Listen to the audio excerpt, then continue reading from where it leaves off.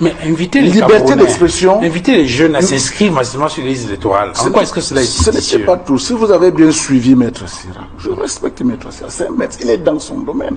Il vous a rappelé que ces propos qu'il a tenus, qui ne sont pas forcément l'appel aux inscriptions, c'est ce que nous faisons chaque jour, même sur les plateaux, un peu partout. Les gens disent allez vous inscrire, ça n'a jamais gêné personne.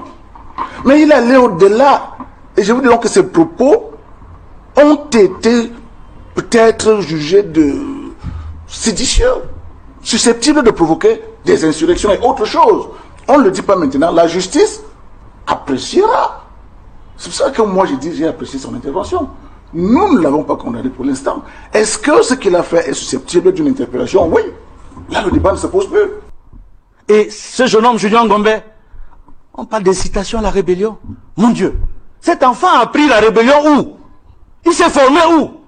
Il a un groupe armé où? Mais le Cameroun, écoutez, si nous sommes un état de droit, nous devrions avoir honte. Honte d'envoyer un enfant qui n'est pas armé en prison. Chacun m'a laissé, c'est vrai, il y avait cette frustration, mais je suis resté tranquille. Et on m'a mis en cellule vers le service, en cellule là-bas. Mais sinon, les conditions incarcérales sont bonnes. Il y a l'eau, on peut se laver, il y a un lit pour dormir. Et c'est même bon, là-bas on crée quand même bien les gens. On crée bien les gens là-bas. Il y a quand même ce côté humain là, on crée bien les gens. Donc c'est en quelque sorte ça mon arrestation. Alors, est-ce que au moment où il vient en civil d'arrêter de l'appeler, ils t'ont dit pourquoi il t'a arrêté? Ou c'est pendant les interrogations que tu as? Non, en réalité, ils m'ont rien dit. Ils m'ont pris comme ça. Ils m'ont pris comme ça par force et tout. Ils m'ont amené dans le couloir. C'est quand j'arrive dans le bureau, je pense du colonel. C'est là où il me demande est-ce qu'on t'a lu ce document? J'ai dit non. On m'a rien lu jusqu'à présent. Ici à Yaoundé. Donc, je peux dire 2 jours après. C'est là où on me demande est-ce qu'on t'a lu ce document? J'ai dit non. Jusqu'ici, je ne connais pas pourquoi. C'était quel document? Le document d'arrestation. Ouais. Il disait quoi le document? Bon, il m'a pas permis de lire, mais c'était un document d'arrestation. Le motif en fait, pourquoi. Parce qu'on doit dire pourquoi on vous arrête, un avocat. On m'a rien lu, on m'a pris comme ça dans le noir. Et je sais pas, on peut aussi m'amener comme ça, mes parents ne sont pas au courant. Non. Rien de ça. On te posait quel genre de questions? Qu'est-ce qu'on te demandait? Qui eux? Quand il t'interrogeait là. Chers amis, je pense qu'il faudrait que nos gars sous enquête. Donc je pense pas qu'il faut des questions essentielles et importantes. Donc ce n'est pas la peine de lui amener à relater toute l'enquête. Ça ne sert à rien. Hein. Vous avez l'essentiel, comment on l'a arrêté, c'était pas conforme au texte, on l'a mené ici à Yaoundé, ils ont essayé de se rattraper conformément au texte, et jusque là, il a été bien traité, on est parti au paquet, on n'a pas été inculpé. Willy Mengue, vous écoutez le raisonnement d'Émile Messi. Il y a eu l'arrestation et la déportation entre griffes, selon certains journaux, du jeune Julien Ngombe. Heureusement, il a été libéré. On arrive à quelle conclusion? Que malgré tout, on a une justice juste, on peut croiser les doigts et dormir tranquille. Julien Ngombe fait l'objet d'une libération surveillée. C'est une liberté surveillée. Pour preuve, il a été libéré sous caution. Et en plus, son outil de communication, le téléphone portable, a été retenu. Cela laisse entrevoir les intentions de ceux qui l'ont non pas interpellé, mais kidnappé. Sur le kidnapping, quand les règles que prévoit la procédure pénale ne sont pas respectées, nous sortons de la légalité pour la jungle. C'est le kidnapping. Et lorsqu'il a déjà été kidnappé à Douala, il a été déporté en lieu et place d'un transfèrement. Il a été déporté en violation des règles qui encadrent le transfèrement d'un mis en cause. Lorsqu'il a déjà été kidnappé puis déporté, quel que soit le cas, on vient nous dire aujourd'hui qu'il a été bien traité, nous savons très bien ce que c'est que le CED et quelles sont les intentions de ceux qui sont allés le kidnapper et ceux qui sont allés le kidnapper et puis sont allés le déporter. J'ai envie de dire que quand vous regardez aujourd'hui le vocabulaire juridique camerounais, il est baigné essentiellement dans la répression. le vocabulaire juridique au Cameroun est essentiellement répressif. Incitation à la rébellion, tentative d'insurrection, de soulèvement. C'est un vocabulaire essentiellement répressif. Or, de tels vocabulaires ne doivent pas prospérer dans une démocratie inclusive, dans une démocratie libérale, comme voudrait bien le faire entendre le cas du Cameroun. C'est dans les systèmes totalitaires et autocratiques, donc essentiellement répressifs, qu'on retrouve le vocabulaire qui est aujourd'hui employé dans notre champ juridique. Et c'est le cas du Cameroun. Quand on parle de kidnapping, le kidnapping est une pratique réservée exclusivement aux terroristes. C'est les terroristes qui procèdent par enlèvement, puis par kidnapping. Parce que les terroristes vivent dans un non-État, dans une jungle. Or, nous sommes dans une république où les règles d'interpellation doivent être exécutées. La déportation est un vocabulaire nazi. C'est les nazis qui déportaient dans les camps de concentration pour aller faire subir la douleur et à la limite aller tuer les juifs. Le vocabulaire du préfet qui l'a convoqué, l'interdiction de séjour, c'est un vocabulaire essentiellement séparatiste. Parce que si on vous empêche de vous mouvoir, d'aller et de venir librement, c'est un droit constitutionnel dans une cité ou dans un département, et que cela vient d'un préfet, on entre droitement dans ce qu'on appelle le séparatisme. Ça veut dire de tels vocabulaires, de tels comportements reflètent ce que nous, au MRC, à travers le communiqué du président national Maurice Kamto, à la suite de l'interpellation 1 de Steve Akam, 2 de Julien Ngobé, ce qu'on appelle le complot contre la République, le complot contre l'état de droit, le complot contre la démocratie. Il faut tout de suite, à la suite, n'est-ce pas, de votre question, telle que vous avez formulé votre thématique, récurrence des cas de violation des droits de l'homme, une conspiration contre le président de la République. Non, il n'y a pas conspiration contre le président de la République, parce que le président de la République contrôle tous les leviers et tous les acteurs qui sont mis à contribution pour les kidnappings, les enlèvements et les déportations. C'est le président de la République qui est le chef de la sécurité des renseignements. C'est lui le commandant en chef. C'est lui qui nomme aux emplois civils et militaires. Ça veut dire qu'il est mieux placé d'agir ou de recadrer s'il constate qu'il y a dérive. Mais son silence est un silence soit qu'il légitimise, soit alors qui est d'accord avec ce qui se passe. C'est le chef de l'État qui nomme aux emplois civils, nous l'avons dit, c'est-à-dire il est la tutelle des tutelles de la préfectorale. Si monsieur le préfet peut décider par un arrêté. Mais peut-être que c'est le chef d'État, on n'en sait rien pour l'instant, qui a peut-être ordonné justement qu'il y ait cette liberté de Julien Ngobé, une libération sous caution. Le chef de l'État en tant qu'institutionnel, en tant que le chef des institutions, ne devrait pas procéder par... enfin, sa communication doit être officielle.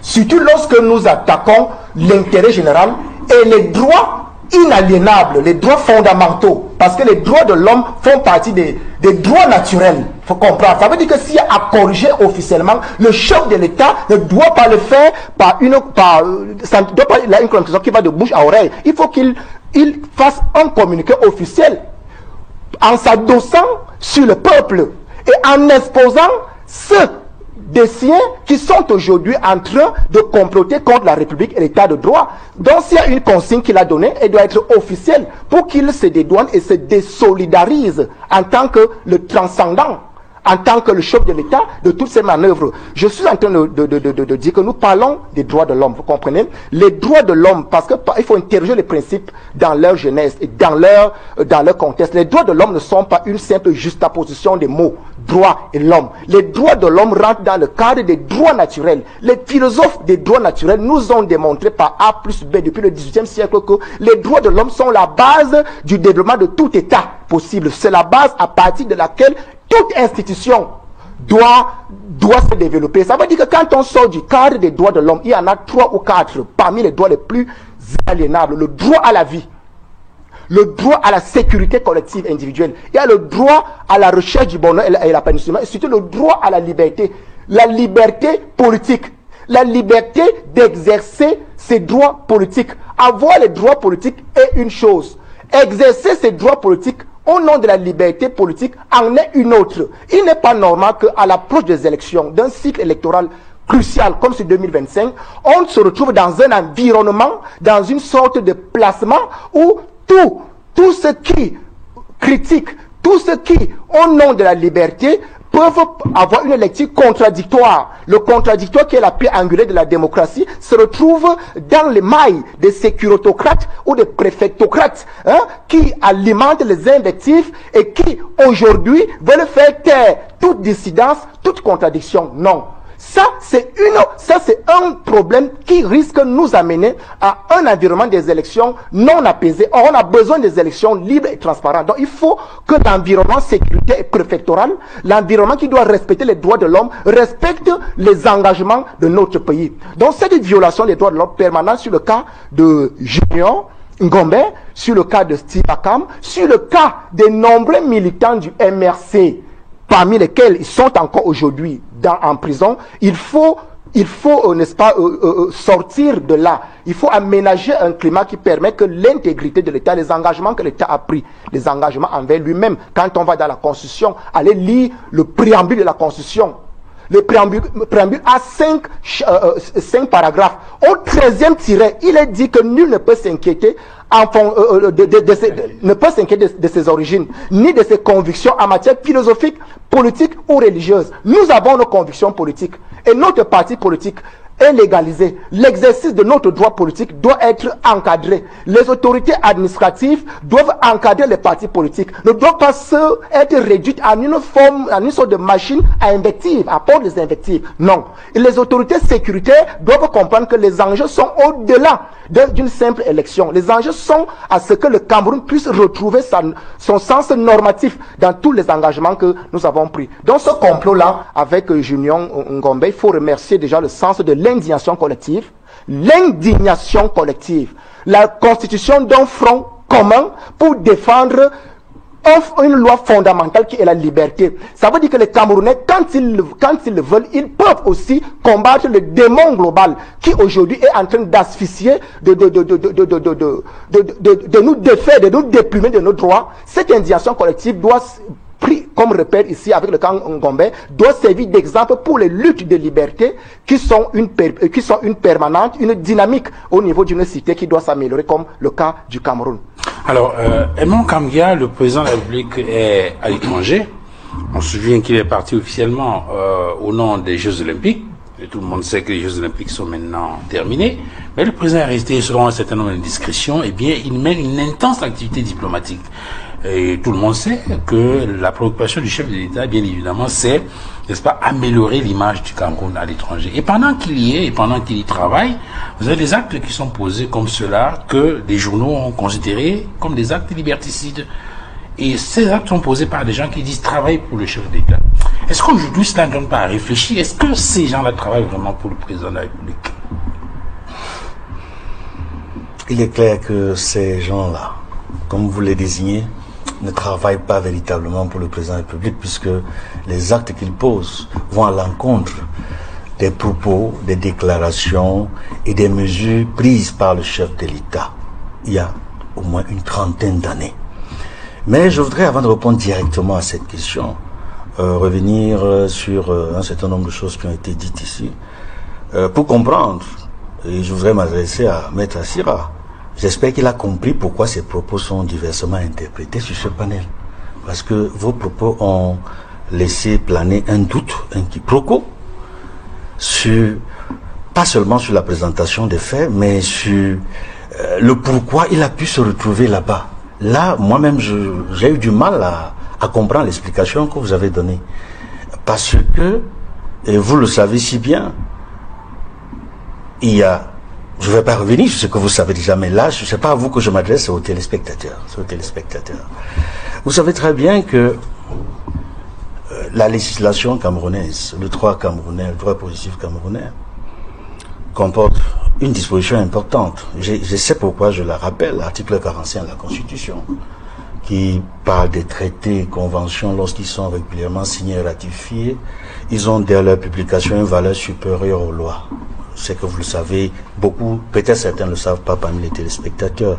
C'est pour rappeler, en fait, que la loi fondamentale camerounaise a consacré non seulement par l'article 45, la primauté de ce texte ratifié à l'international, mais également l'a consacré dans son préambule qui a la valeur juridique, parce que avant 1996, il y avait un débat sur la valeur juridique préambule de la Constitution. Le problème se pose plus. Le préambule fait partie intégrante de la Constitution. Et dans ce préambule, tout à l'heure, une des dispositions a été citée. Nul ne peut être inquiété en raison de ses origines, de ses croyances, de ses opinions. Et cette disposition se retrouve dans les textes signés et ratifiés par le Cameroun, notamment la Charte africaine des droits de l'homme et des peuples, notamment également le pacte international relatif aux droits civils et politiques. Et maître aussi, vous avez dit quelque chose qui nous m'a surpris tout à l'heure. Vous avez tenu à dire qu'il a été bien traité. Je voudrais, à l'endroit des téléspectateurs, rappeler que le fait de dire qu'il a été bien traité donne l'impression à beaucoup que valide même l'arrestation et l'interpellation. Il n'a pas été bien traité. Edmond Sissoko, juste non, je tiens à... Oui, non, je veux préciser ce qui a été dit lorsqu'il est sorti de là, c'est qu'il n'a pas été torturé. Parce que on se souvient qu'il y avait certains journaux qui avaient indiqué qu'il avait été arrêté et torturé. Lui, il a indiqué qu'il n'a pas été torturé. Ok. Non, ce n'est pas ce qu'il a dit. Il a dit qu'il n'a pas été torturé. Est-ce que je peux reprendre la parole? Allez-y. Terminé. Est-ce que je peux reprendre la parole? Terminé, allez-y. Merci beaucoup. La torture n'est pas seulement physique. La torture est aussi morale et psychologique. D'abord, c'est dans les textes que le Cameroun a signé et ratifié. La torture est aussi morale et psychologique. Et Julien Gombe a été victime d'une torture morale et psychologique. Même si la torture n'a pas été physique, il a été torturé. Le Cameroun a pris ses engagements clairs. A signé la convention contre la torture, contre les actes cruels, inhumains et dégradants. Cet enfant a été torturé, moralement et psychologiquement. Je le dis et je l'affirme. Je dois continuer en disant que Julien Gombe, ce jeune homme, a été effectivement kidnappé à Douala par des individus en civil sans mandat, qui l'ont conduit au groupement de gendarmerie. Il a été effectivement déporté à Yaoundé parce que l'interpellation arbitraire, l'arrestation arbitraire, en violation du code de procédure pénale, effectivement. Il a été déporté. Il s'est retrouvé à Yaoundé, au secrétariat d'État à la Défense, comme un vulgaire bandit armé, comme un terroriste. Et cela me permet de dire que dans les engagements du Cameroun, il sait qu'il ne doit pas conduire les civils, notamment ceux qui sont non armés, devant les tribunaux militaires. Je parle sous le contrôle de Maître Assira ici. Je parle sous son contrôle. Les civils non armés ne doivent pas être présentés devant les tribunaux militaires. Que ce soit à Douala, que ce soit à Yaoundé, Bafoussam, Garoua, ou que ce soit au Cameroun. Mais il a été non armé. À aucun moment il n'a utilisé une arme. Et la Constitution, dans son préambule également, garantit la liberté d'opinion, la liberté d'expression, la liberté de communication. Toute liberté, et c'est pour ça que je vais revenir à la question que vous avez posée sur Paul Biya. Parce qu'il y a eu ce qu'on appelait la cession de liberté en 1990. Une série de lois ont été adoptées et promulguées par le président Paul Biya le 19 décembre 1990, y compris la loi sur les partis politiques, la loi sur la liberté de communication sociale, la loi sur les associations, et de nombreuses lois, comme la loi sur la liberté de réunion et régime politique, des libertés publiques, oui. Et surtout, et ça il faut le rappeler, la loi qui abroge l'ordonnance de mars 1962. Parce que visiblement, au Cameroun, on est retourné 54 ans en arrière. Parce qu'une loi abrogée, ces dispositions ont été reprises, distillées dans certaines dispositions du code pénal, et surtout dans la loi de décembre 2014 portant répression des actes terroristes. Et je dois dire ici que le Cameroun, lors de l'un de ses récents passages au Conseil des droits de l'homme de Genève, a pris l'engagement à travers son ministre des Relations extérieures que la loi portant répression des actes terroristes sera révisitée et qu'on va expurger de ces textes des dispositions polysémiques, des dispositions qui créent la confusion et laissent penser, comme actuellement, que tout le monde, tout citoyen peut être interpellé comme un vulgaire terroriste. Et vous voyez bien, beaucoup de Camerounais, beaucoup de citoyens, y compris des acteurs politiques, sont actuellement en prison à cause de la loi portant répression des actes terroristes, alors que des hommes politiques ne sont pas des terroristes, alors que des défenseurs des droits de l'homme ne sont pas des terroristes, alors que des journalistes ne sont pas des terroristes, mais beaucoup se retrouvent dans les liens de la prévention. Je ne rappellerai pas le cas bien connu des militants du MRC, Bibou Nissan, Fogué et tous leurs camarades qui ont été condamnés jusqu'à 7 ans de prison. Certains pour avoir marché pacifiquement, pour d'autres ils n'ont même pas marché. Mais ils sont considérés par les qualifications, l'inculpation, insurrection, rébellion, soulèvement. Et ce jeune homme, Julien Ngombe, on parle d'incitation à la rébellion. Mon Dieu, cet enfant a pris la rébellion où? Il s'est formé où? Il a un groupe armé où? Mais le Cameroun, écoutez, si nous sommes un état de droit, nous devrions avoir honte. Honte d'envoyer un enfant qui n'est pas armé en prison. Et je dois dire ici, comprenez mon émotion, nous ne sommes pas un exemple. Et c'est pour cela que je vous disais au début de mon propos que ces actes sont contre-productifs, contre le travail même que Paul Biya est allé faire aux Jeux Olympiques. Écoutez, à son âge, on ne voyage pas pour le plaisir de voyager. On voyage quand c'est utile et nécessaire. Et même quand c'est urgent. Nous ne pensons pas qu'il soit allé seulement parce qu'il répondait à une invitation aux Jeux Olympiques. Rappelez-vous, en marge des Jeux, il a reçu d'éminentes personnalités, y compris l'ancien chef d'État français, Nicolas Sarkozy, et d'autres personnalités. Il est depuis quelque temps le président Paul Biya. Je le dis avec ma casquette de diplomate, pas seulement de journaliste, avec les informations que nous avons. Il a préparé l'arrivée au Cameroun d'une haute personnalité en matière de droits de l'homme, pour donner l'image du Cameroun comme un Cameroun qui serait un état de droit, qui respecte les principes démocratiques. Mais les actes qui ont été pris contre ce jeune homme, Julien Ngombe, et contre un autre, Steve Akam, toujours en violation du droit international, montrent que le Cameroun, désespérément, n'est pas un état de droit. Le président, en principe, devrait être très fâché. Lorsque on a écouté Willy Mengue tout à l'heure, il interpellait le chef de l'État. Pour lui, il doit avoir une communication, mais sauf qu'on sait très bien que le chef de l'État lui parle pas beaucoup. Oui. Et c'est un féru de l'administration, tel qu'on le connaît. Il y a certainement des actes qu'il pourrait poser. S'il est vraiment fâché, eh bien, il y a des actes qu'il va poser. Peut-être pas demain ou après-demain, mais dans tous les cas, cela devrait se savoir. Je dis au cas où il est vraiment fâché, puisque tel que vous l'indiquez, mais oui, il y a... des actes qui ont été posés vont à l'encontre de ce que le chef de l'État souhaite pour le Cameroun. Il le dit, vous l'avez rappelé, n'est-ce pas, cette interview de Imourouzi, du 21 juillet 1990.